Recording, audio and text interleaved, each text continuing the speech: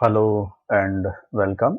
I am Dr. Rohitashu Chaudhary, Associate Professor in Botany, Government Dungar College, Bikaner.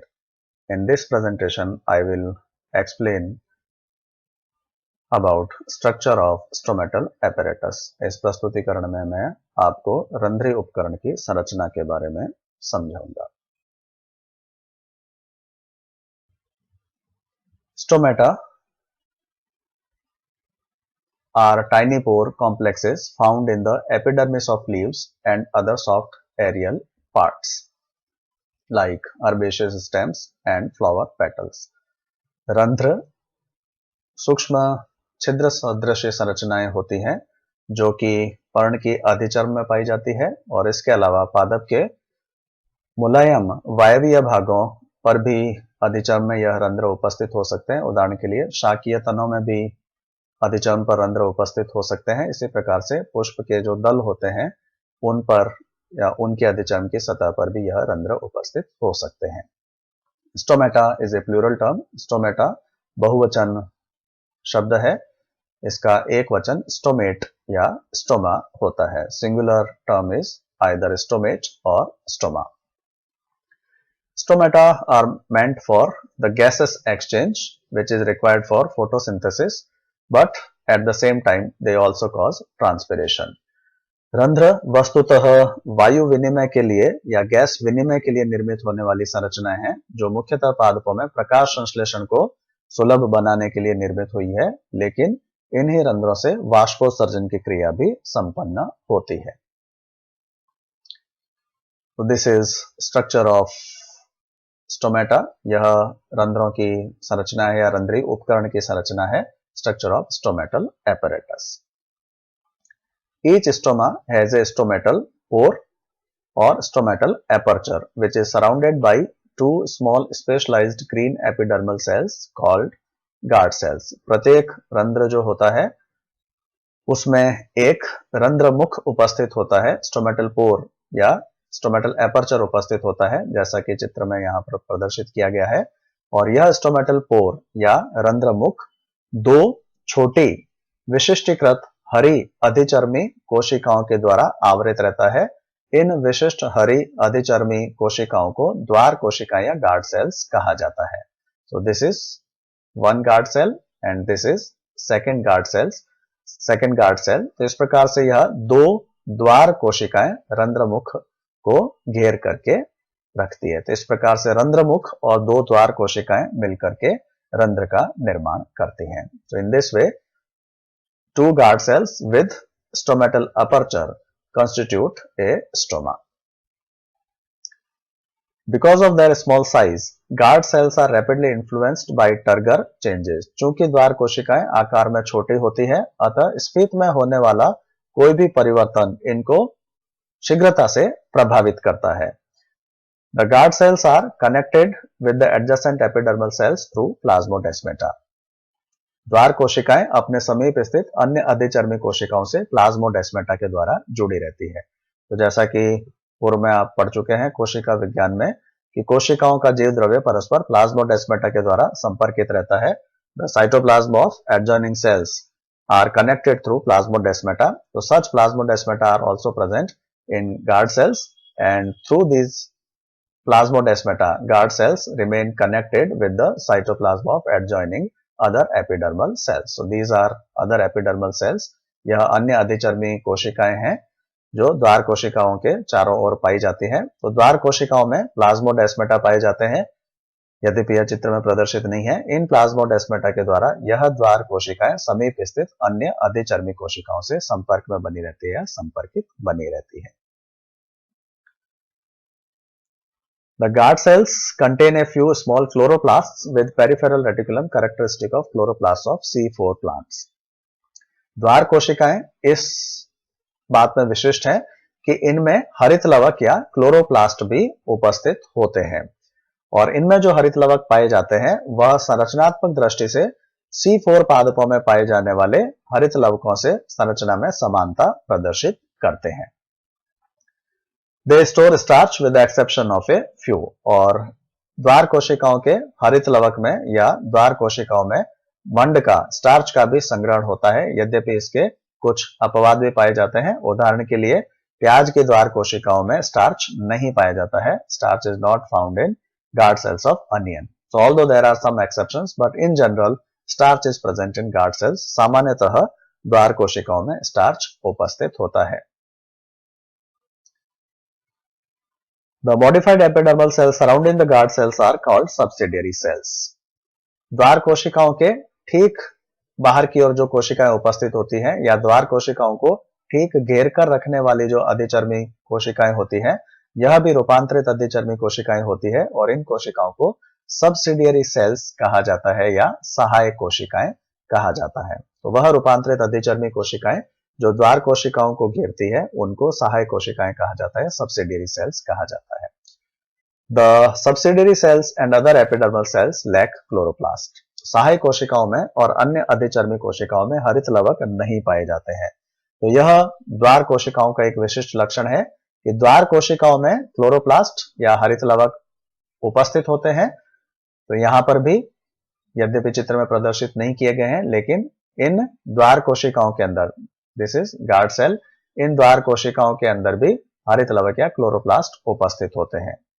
लेकिन अन्य अधिचर्मी कोशिकाओं में या सहायक कोशिकाओं में जो कि द्वार कोशिकाओं को घेर कर रखती है, उनमें हरित लवक नहीं पाए जाते हैं। तो ये बाकी चारों और जो कोशिकाएं, अधिचर्मी कोशिकाएं, एपिडर्मल सेल्स या सब्सिडियरी सेल्स, एपिडर्मल सेल या सब्सिडियरी सेल, इनके अंदर हरित लवक नहीं पाए जाते हैं। तो हरित लवकों का पाया जाना द्वार कोशिकाओं का एक विशिष्ट लक्षण है। Therefore, presence of chloroplasts is a special characteristic property of guard cells of stomatal apparatus.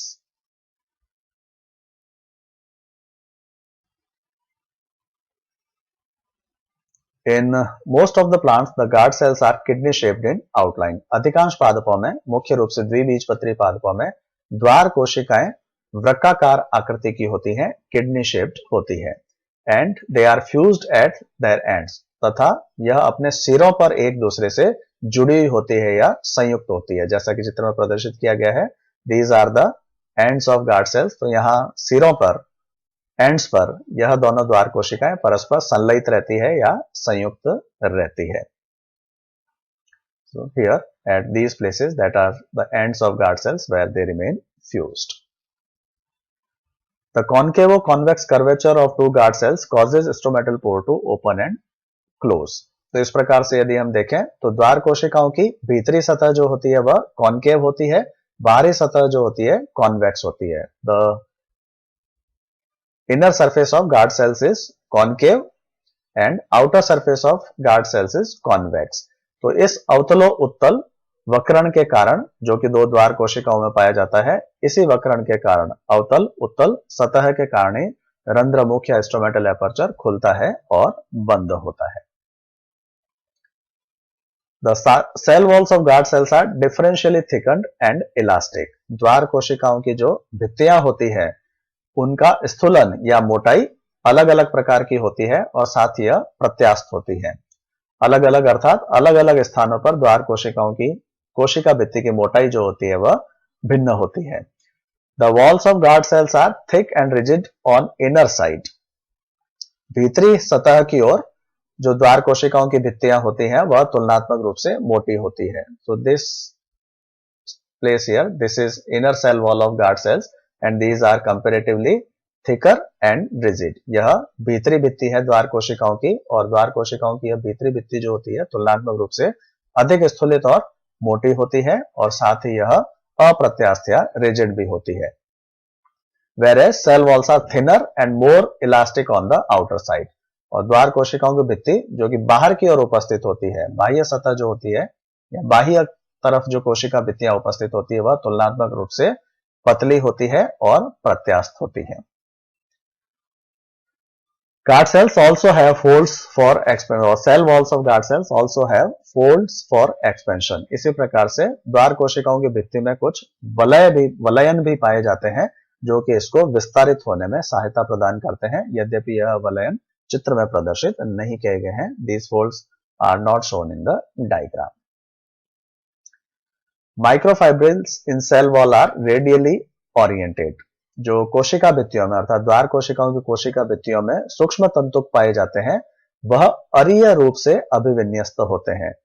This radial orientation is also known as radial micellation. इस अरीय अभिविन्यास को, सूक्ष्म तंतुओं के अरीय अभिविन्यास को अरीय माइसिलेशन भी कहा जाता है। तो जैसा कि चित्र में प्रदर्शित किया गया है, these horizontal lines radially oriented cellulose microfibrils. तो यह जो संरचनाएं प्रदर्शित की गई है, जो यदि इस रंध्र को एक वृत्त के रूप में मान लिया जाए तो इस वृत्त की यह त्रिज्या होगी और इस त्रिज्या के समानांतर यह हॉरिजॉन्टल लाइंस यानी माइक्रोफाइब्रिल्स उपस्थित होते हैं। तो यह जो अभिविन्यास माइक्रोफाइब्रिल्स का होता है, जो त्रिज्या के समानांतर होता है, पैरेलल टू रेडियस होता है, इसी को रेडियल माइसिलेशन कहा जाता है। तो these are radially oriented cellulose microfibrils.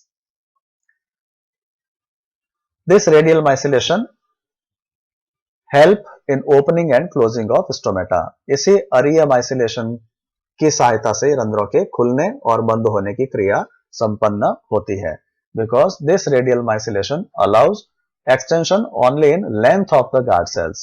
इस अरीय माइसिलेशन के कारण, रेडियल माइसिलेशन के कारण द्वार कोशिकाएं जो है वह केवल लंबाई में ही विस्तारित हो सकती है। They can extend only in their length. यह केवल अपनी लंबाई में ही विस्तारित हो सकती है, चौड़ाई में इनका विस्तार नहीं हो सकता। They cannot expand in their breadth because of presence of radial microfibrils or radial myceliation. When guard cells become turgid, they extend in length. जब द्वार कोशिकाएं स्फीत हो जाती है, अर्थात उनमें जल का प्रवेश होता है जिसके फलस्वरूप वह स्फीत हो जाती है, तो इनकी लंबाई में वृद्धि होती है रेडियल माइसिलेशन के कारण। So when they become turgid, they extend in length due to radial myceliation and swell up on the outer side due to fused ends, with the inner concave sides also bending outwardly slightly so as to create a pore in between two guard cells and opening of the stomata. तो जब द्वार कोशिकाएं स्फीत होती हैं, turgid होती हैं, तो यह लंबाई में ही वृद्धि कर सकती हैं। लंबाई में वृद्धि, केवल लंबाई में वृद्धि इस कारण से संभव है क्योंकि इनमें रेडियल माइसिलेशन पाया जाता है। तो जब इनमें स्फीत अवस्था आने पर लंबाई में वृद्धि होती है, तो साथ ही साथ यह सिरों पर एक दूसरे से जुड़ी होती हैं। तो सिरों पर एक दूसरे से जुड़े हुए होने के कारण यह लंबाई में होने वाली वृद्धि का प्रतिरोध करते हैं और इस कारण से द्वार कोशिकाएं केंद्र में एक दूसरे से दूर हो जाती हैं और स्टोमेटल एपर्चर या रंध्रमुख खुल जाता है। As guard cells are fused at their ends, this provides a resistance for extension in length of the guard cells, and as a result, the guard cells move away from each other in the central part, opening the stomatal aperture or stomatal pore. तो इस प्रकार से द्वार कोशिकाओं के स्फीत होने पर रंध्रमुख खुल जाता है। And the stoma closes by reverse changes when guard cells become flaccid. और इसकी विपरीत क्रिया के द्वारा रंध्रमुख बंद हो जाता है, अर्थात जब द्वार कोशिकाएं श्लथ हो जाती हैं, उनमें से जल की हानि होती है तो स्फीत अवस्था नष्ट हो जाती है, द्वार कोशिकाएं श्लथ हो जाती हैं और द्वार कोशिकाओं के श्लथ होने पर जो टर्जिड कंडीशन में उनमें फैलाव था वह फैलाव समाप्त हो जाता है और यह फैलाव समाप्त होने पर द्वार कोशिकाएं पुनः एक दूसरे के समीप आ जाती है और पुनः इनके एक दूसरे के समीप आने से रंध्रमुख या स्टोमेटल अपर्चर बंद हो जाता है। When guard cells become flaccid, their swelling ends and as a result both guard cells come closer to one another and as a result stomatal pore or stomatal aperture closes. So when guard cells become flaccid, stomata closes, and when guard cells are turgid, stomata opens. The guard cells are dumbbell shaped in outline in some monocotyledonous plants.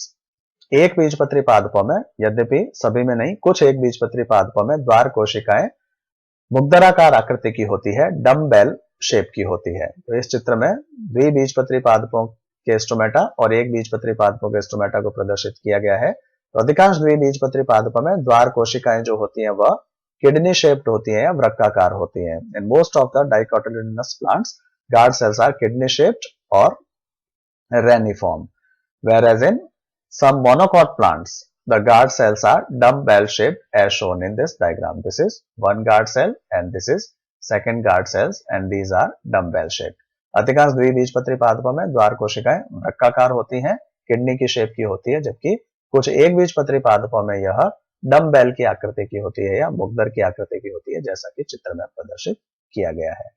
Examples of monocots in which dumbbell shape guard cells are found are cereals, जो भी धान होते हैं, जो Poaceae कुल के पादप होते हैं, इसी प्रकार से साइपरेसी कुल के पादपों में भी, और कुछ पाम के पादपों में या वृक्षों में जो रंध्र पाए जाते हैं, उनमें द्वार कोशिकाएं मुग्दराकार आकृति की या डम्बेल आकृति की पाई जाती है। When they are dumbbell shaped, their expanded ends are thin walled while middle portions are highly thick walled.